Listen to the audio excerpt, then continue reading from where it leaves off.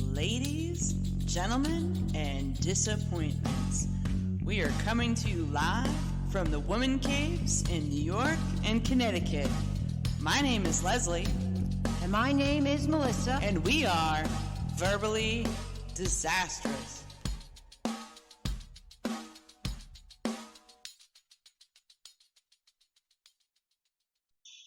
Hey, what's up, girl? Testing. One, two, three. Testing.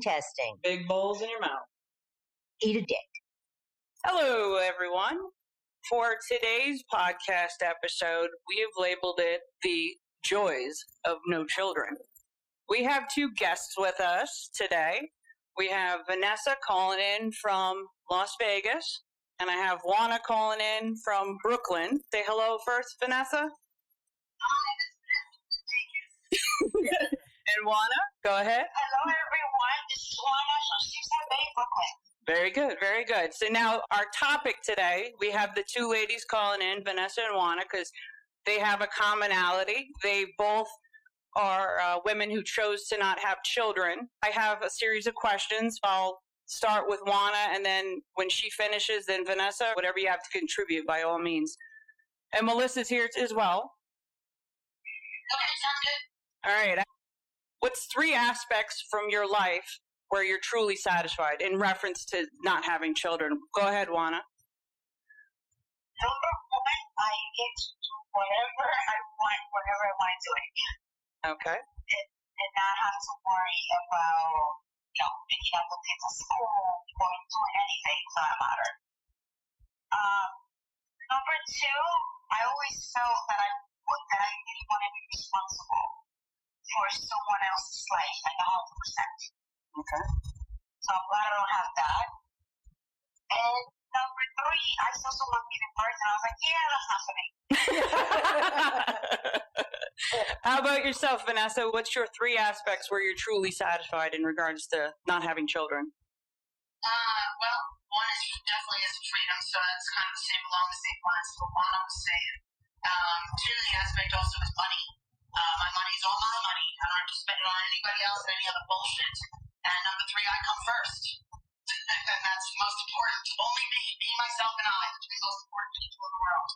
My next question would be three aspects in your life where you wish you could make some changes in regards, say, to kids. Go ahead, Juana.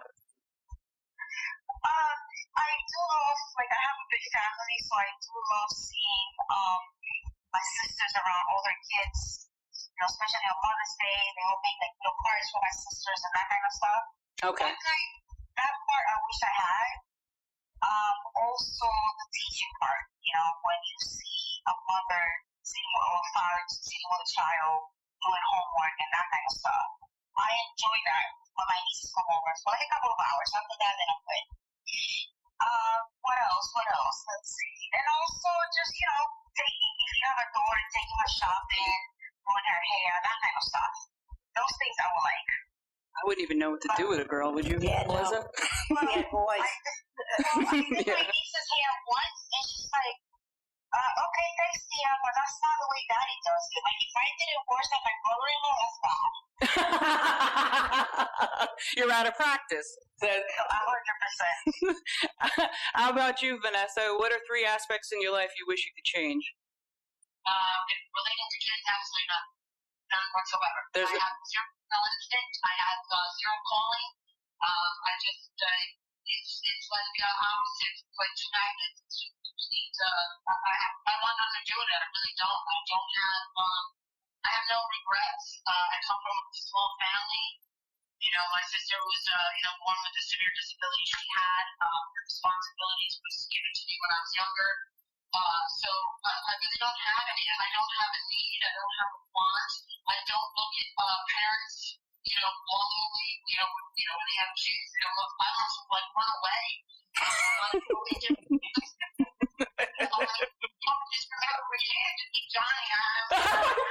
I was just gonna remind you. Well, you remember Johnny's 6'2", probably 250 pounds now.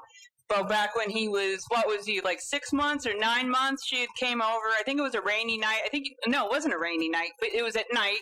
I think you had the bike, and we were hanging out for a barbecue, and she looked nervous as hell. And I was like, no big deal. So I went to do like a hand, almost like a swinging, like, woo, right? And then she was doing one of those, I got to intercept this baby. What the hell? There's a photo of her holding John, if you could believe he was little at one point. I was stiff to the rock. You're like, don't worry, it's not going to break. Yeah. It was so damn funny.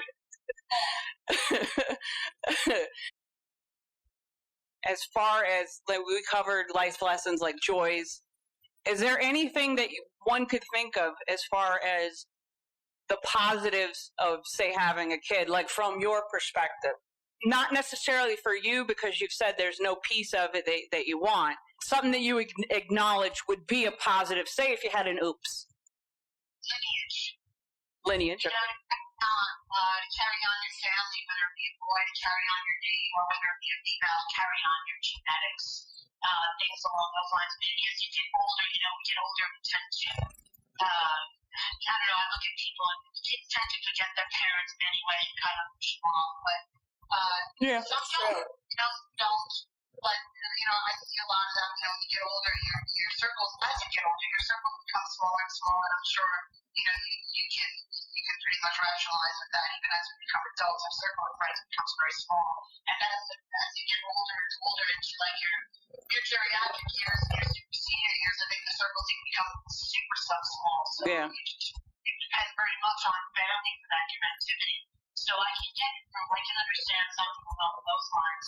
I have a white process that I should really be worried about it, but sometimes it pops into my head, but not for very long. It's usually just succeeding instance. I'm a weirdo like that, it's just, I used to try and make excuses, not so much excuses, but, try to, smooth it over when people would ask me, because even when I worked with these guys, when I first started working with them, the first thing's like, you never wanted kids, Vanessa, I've never been married. So, then they ask me those questions, and now, I used to kind of feel a little, like very, I don't know how to say it, not insecure, but kind of put on the spot as being much different than the societal norm. Yeah. So, and now I just blurt it out as it is, and I could care less. So that's part of that age too. But for the one, it'll probably just be like lineage and just having that connectivity as you get older. Understood. How about you, Juana? I definitely agree with Vanessa. In my case, I have a humongous family. I have 8 sisters on each side and 1 brother. So I have about 30. She's got a big family. Nephews. Yeah. So I have a huge family. But one thing that I see that takes on Mother's Day, I go to my mom's, and you see all the kids around, kid have a in-house, she has like that support network that if she needs anything, there's going to be 30 something of us that are willing to help. Mm-hmm. Like that part, I do, I try not to think about it, but I do see myself like being in my 70s or 80s or something, and I wonder, like, who's going to be around me at that time. But you have such a large family. Yeah. But like Vanessa said, like, I usually think about it, and usually lasts like 5 minutes, and I have a glass of wine, and I'm good.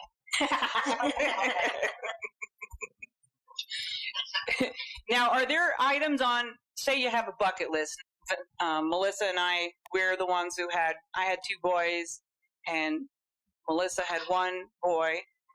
Now, there's certain things that when we had kids, we've spent our whole time as single moms or married with people. Now, there's only certain things that you can accomplish with the bucket list.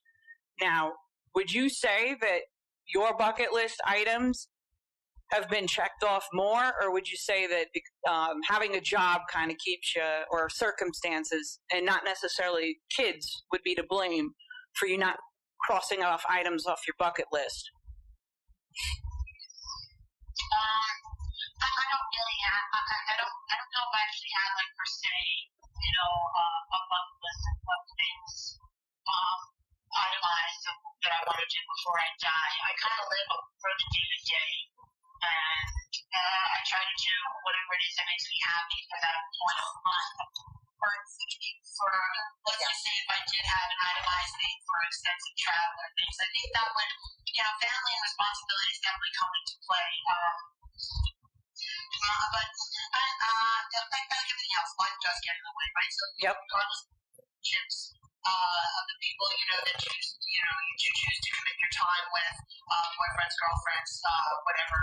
There are aspects of needs and things like that in life also come to play and do overlap into your time, unless you're just like living the vagabond life on solo, just traveling around the world. Yeah. So, did you remember? I do think life does get in the way every now and again, but without having those responsibilities, it does make it easy to at least it won't be sidelined forever, but only be sidelined perhaps temporarily.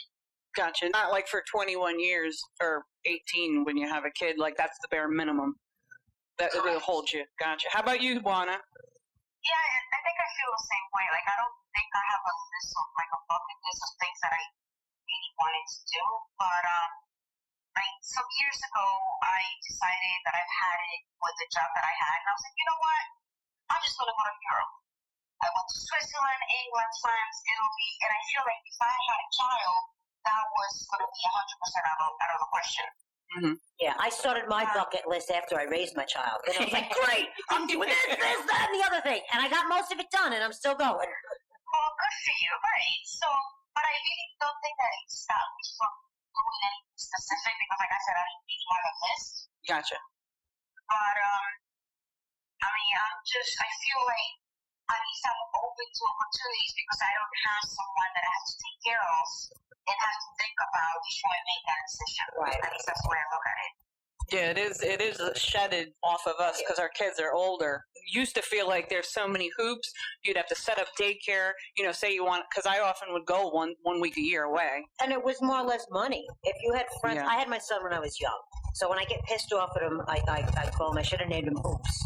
So I was one and done. Like if the girls were going away or doing something, because I had him, they were all still like engaged, say. So I had him, and if they were going to do something, I more or less usually didn't have the money to do anything. Between, your car, your rent, everything else, taking care of a child, you just didn't have it. I was always offset. Like I had him first, and then when he was 7 or 8, all my friends started having kids then. So I was done before they were, and I was like, oh, I'm off track again. So yeah. It's from the time we've known each other. What have we known each other? Melissa and I have known each other, 16 years or something, and then that was when Johnny was little, and then now, the past year? But wait a minute. John could be the poster boy for birth control. He was a pain in the ass. That kid would slay me. I'd go home and have to have a drink. Like, oh, John! Usually when his dad would get mad, when we make fun of him using his dad's voice, we're like, John? He's much better now, though. Yeah, but he has his stupid moments. Yes, he has his moments. Yeah. When they get older, I always used to say Tom was a fucking terror. One time he spray painted at his uncle's house in the garage. They're all playing. I want to say it was Christmas Eve because that's usually when we go down there. They found a can of spray paint, and I want to say he had a 7 Series BMW, and Tom was down there with the spray paint, like spray paint in the car, and he wasn't around. Yeah, he wasn't allowed around the house for a little while. I made him write a letter apologizing to his uncle. It almost sounded like when you read it, it was like, oh, this is really sappy. He got it, though, but he never fucked around again. It was just like one of those moments where, man, can these kids stop embarrassing me? But when my son did it, he got caught by the cops, had his friend's dog, so I had to go to the police station, pick the dog up behind the fence, get him out of there. I was like, are you kidding me? And I always told him, don't say a word. Wait till I get there. Of course, he told them what he wrote and blah, blah, blah. I was like, oh, you jackass. But they learned. Some of the stuff you remember when they were younger, you would never realize, like, wow, they're actually doing good adult things, like getting a job and then the house and stuff like that. Your son's got the nice place and the good job and stuff. My son will be 30 now in September. And it took him a long time to get his act together. So he gave me a hard time. It was a lot of hitting, screaming, yelling. When he was like 17, he didn't want to finish school. He was like in a trade school. So he went to go live with his dad. And when he did that, I went back to school so I could finish what I was doing. And of course, he came back, did the back and forth thing, but now he's doing good. He's got a good job with the Marvel Union. He just bought a house. so he's doing well. But it took a while. So kids to me can be stressful. I had him at 22. I was 19. I don't think I was even thinking about furthering myself in life yet. I was still having a good old time. Trying to figure yourself out, right, too. Taking a couple classes, figure out what I wanted to do. So after I had him, and then when me and his dad split, I was like, shit, I got this kid to raise. I went to school, and I got my LPN. I did that for 10 years, and I finally went back and got my RN, which is better because you make more money, and I got a lot more opportunity. I traveled on that, everything else. So in a way, for me, I never even thought about, like, I always thought I wanted kids, but I never gave myself that time to really think about it. It was just do, go, I had him, he's mine. I kind of felt like it was a normal procession because I got married at 18 and then had Tom at 19. So it almost felt like that was something that you were supposed to do. But I think, like, as an older person, I've always wondered, like, what the hell would it be like to not have to go through that whole timeline? Kids are 10 years apart, so what is it, like 30 years? I kind of think if I didn't have him, well, where would I be Where today? would you do, yeah. Maybe I wouldn't have went to school because I knew I had to get a better job and do what I had to do. So when you see the ladies, they were saying that even if they didn't have the kids, life shows up, right? Yeah, life shows up. You're young and make stupid decisions. Oh, yeah. Dream about being an electrician? Hell no, I didn't. You have dreams and those are the things that you want to do, but life gives you opportunities that you have to take them at the time as you make decisions. Dumb decisions. It doesn't necessarily always have to revolve around kids. It's just exactly right. No, yeah, we all do that. Yeah, and it leads us into a certain path. I kind of felt like I was young and broke anyways, so might as well have a kid because you kind of felt like if you're young and broke anyways, might as well be strapped with a kid. I don't know. Now, would you say as you guys have gotten older, do people give you more shit about not having kids, or do they feel like once you get to a certain age, because it's fair to say that we're all around the same age bracket? Yeah. What do you mean? I'm 21. What do you Lies. like in your 20s, you would expect people to give you a hard time, like friends and family and stuff. Once we hit our 40s, people are like, never mind, I'm not even going to talk to her about it anymore. What do you think, Juana? In my case, I mean, my grandmother on my mother's side, like, every time she used to see me, she used to be like, are you pregnant yet? Are you pregnant yet? I remember going back home to the Dominican Republic, and we saw this lady who basically lived next door to us, where I grew up. And she said to my mom, I said, I'm not there, right? She was like, is she sick? My mom was like, what do you mean? Well, she's been married for like 2 years, and she doesn't have a child. My mom was like, wow. You really want to go there? Because my mom knows my mom, and that's one of the things, like, if you're Spanish, you're 22, 23, like, what is wrong with you? Why don't you have a child? And that was always the mentality. But in my mind, the way I was looking at it was like, there's always that statistic that they expect you, if you're Spanish, you don't graduate college, you don't even graduate high school, but you get pregnant by like 19 or so. And I always said that I wasn't going to be me. Mm-hmm. So to me, that's one of the things that sort of made me, I don't know, not maybe be against having children, but I was always thinking about that. Like, I don't want that to be me. Mm-hmm. I give you guys credit. I think that's kind of good that you knew up front that you didn't want that, because you got a lot of people in this world that like have swaying kids, you, yeah. They really they shouldn't, you know. So that's really kudos to you. And you did your thing. Absolutely. Say Juana's culture, she's got more people pushing her, and probably far more intense, say, than my family. I mean, I don't even think anybody would have gave me crap if I had a kid young, but right. I don't think they would have gave me a hard time if I said that's not my choice. Right. How about you, Vanessa? Did you have people, as you got older, they stopped pushing you, or you didn't really? I don't really, like I said, I was explaining before, my family's very small. It's just really, I had just an extended family of my parents and my grandparents on my mother's side, and didn't really know my father's side. So there wasn't anybody. My grandmother used to tell me, just basically, sometimes she would joke, you're gonna have to learn to cook when you get married. And I tell grandma I'll never get married. And she'd be like, just curse me and chat. And it's true, when you have kids, I'm like, I'm not gonna have kids. We're 20. Like, I knew that even as a preteen. that urge just wasn't there. I never played doll. I didn't have it. But nobody ever brought it up to me. My parents never brought it up to me. Nothing. It was never a conversation. So that's cool that you didn't get that. In Juana's case, would you say it used to get under your skin? Like, how did you feel? I used to get annoyed sometimes because, like, I know Vanessa talked about playing with dolls and that kind of stuff. Like, I grew up in the countryside, so to me, I was always like into horses, playing baseball, like not doing girly stuff. Mm-hmm. But growing up in the Caribbean and the Spanish country, it's like, you know, you're a girl, so they give you dolls, they give you a little kitchen set. Like, they sort of like preparing you for this life that you really don't want to have. Understood. You know, so I always feel like this kind of pressure. Like, my parents would never really say it, but like my sisters will be like, "What are you waiting for? You know, you're getting old, this, that, and the other." Like at first, it used to bother me, but after that, I was like, whatever. Just say whatever you want. I love my life the way it is, and I'm good. Mm-hmm. Go ahead, Vanessa. Let me ask you this.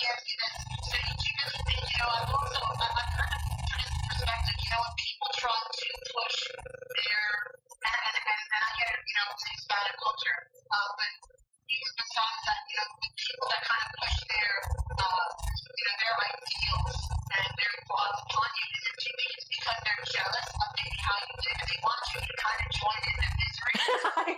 I think so. I really do. I'm not joking because, like I said, I mean, there were times that I was like, you know what? I'm going to take 2 weeks off. I'm going to go here. I'm going to do this.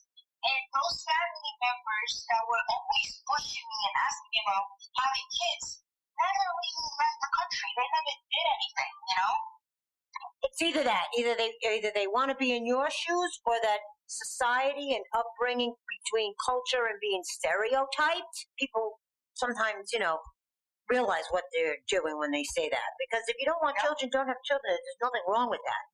They want to make an issue out of it, maybe because that's their thought process or how they were raised. Everybody wanted to follow suit. You jumped off the track. You know what I mean? Which is fine. Hell yeah. You don't want children. It takes a lot of courage to go against a bunch of pushback. That's something that not everybody has the balls to be able to stand up and say, that's not what I want. I'm thinking about the people who get married. That's like another topic. When someone goes and gets married and they're stuck in a relationship, oftentimes they're trying to get other people to join the club. But usually if you survey a bunch of people, a lot of people when it comes to being married or having kids, they don't realize how it is until they're in it. Yeah. And you're stuck. You can't go put it back in the vagina. Once it's out, it's out. I know, right? Did either of you inherit some new fears along the way?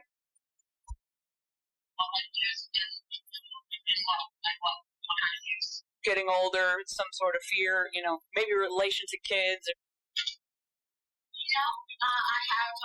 really don't have any fears, and I just kind of,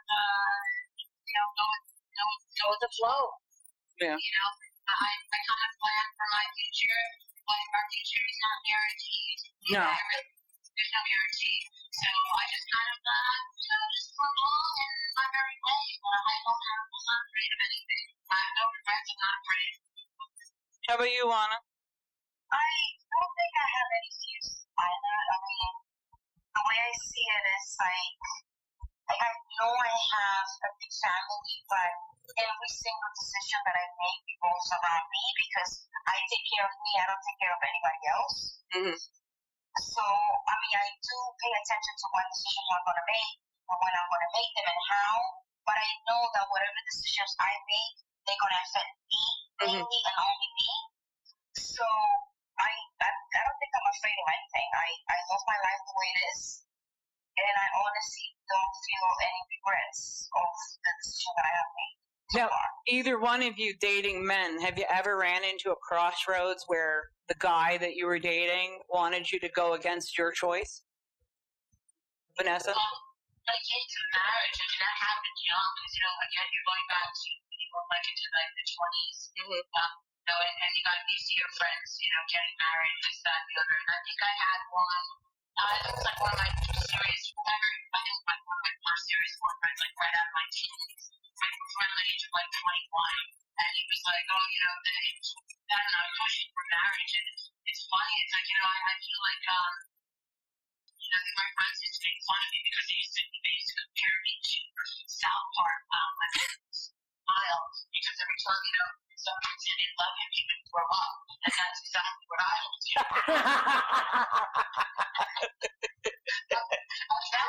I don't know what it is, but I don't, I've always had a fear. Here we go. So Fear, yeah. Not a fear like in relation to, you know, my choices, but I do have a problem with commitment. Okay. I do.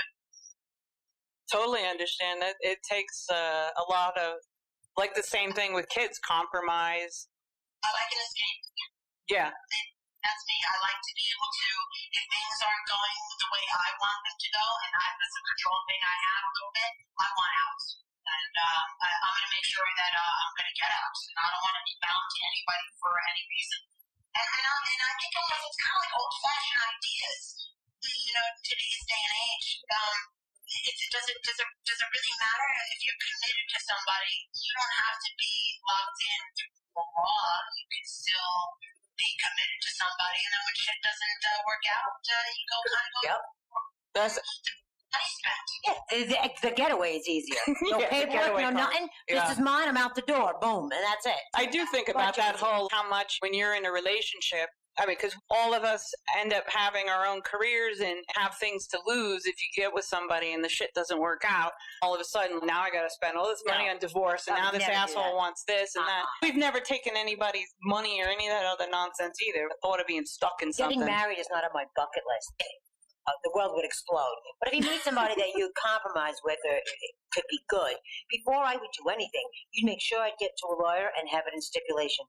If we split for whatever reason, what you came with, you go. What's mine is mine. Your name is not going on my house. No. It's not going on my credit cards. I don't want my name on your shit either. So, like you said, I probably wouldn't get married. You could live together if that's what you choose.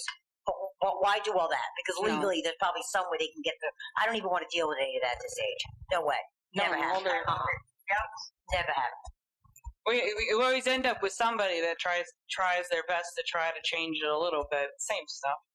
I think about the whole, like, the kid thing, having and not. I've always wondered, probably said it a million times, like, what I could have done.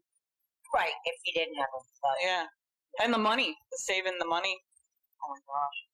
Well, I liked kids, so I thought I would have them, right? Yeah, and I would prefer to have, like, a bunch of boys. You had one, and it teaches you a lesson. It's not easy. No. It's not easy at all.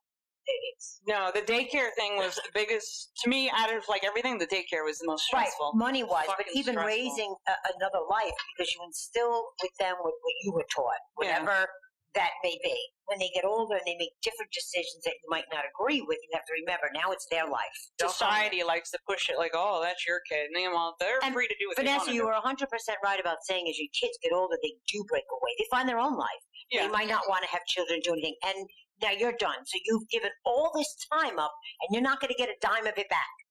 That's inevitable. You could be in the same boat. It's never going to be enough, which is okay, but it is true. They do tend to go. But then again, they're humans also who are going to live their life. They might want to move to Hawaii or do something else. You're not going to stop them. No. Let them do what they need to do. So, you're right. This concludes Part A on the joys of no children. Head back in and look for Part B to finish the discussion with Vanessa and Juana. Stay tuned. This wraps up another episode on the Verbally Disastrous podcast that can be found on Spotify, SoundCloud, and YouTube. For more information, head over to www.constructiontales.com. Thank you for listening, and have a great one.